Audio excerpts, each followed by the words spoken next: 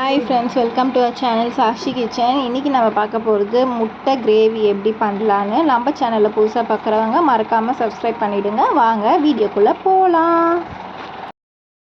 முட்டை கிரேவி எப்படி பண்ணலான்னு நம்ம பார்க்கலாம். அதுக்கு நான் 2 முட்டை எடுத்திருக்கேன். மிளகாய் தூள் 1.5 டேபிள் ஸ்பூன் எடுத்திருக்கேன்.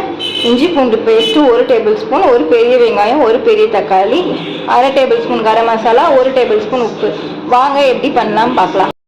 கடாயில் 2 டேபிள் ஸ்பூன் எண்ணெய் ஊற்றிருக்கேன். எண்ணெய் காஞ்சோடனே நீங்கள் கடுகு ஆட் பண்ணிக்கோங்க.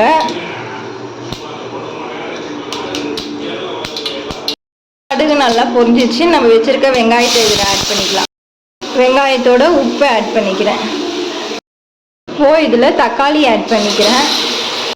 இதில் நான் மிளகாத்தூளை ஆட் பண்ணிக்கிறேன். கரம் மசாலா ஆட் பண்ணிக்கலாம். இதில் மஞ்சத்தூள் ஆட் பண்ணிக்கிறேன். இதில் இஞ்சி பூண்டு பேஸ்ட்டு ஆட் பண்ணிக்கிறேன்.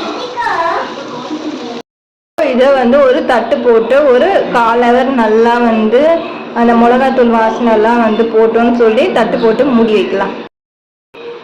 இப்போது நம்ம தட்டை ஓப்பன் பண்ணிடலாம். பாருங்கள், கிரேவி நல்லா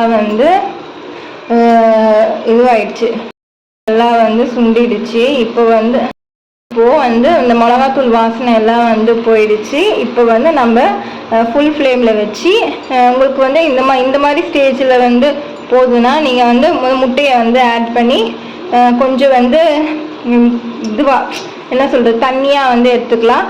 எனக்கு கொஞ்சம் திக்காக வேணும்னால நான் நல்லா கொஞ்சம் சுண்ட வைக்க போகிறேன். இதில் நம்ம வேக வச்ச முட்டையை ஆட் பண்ணிக்கலாம்.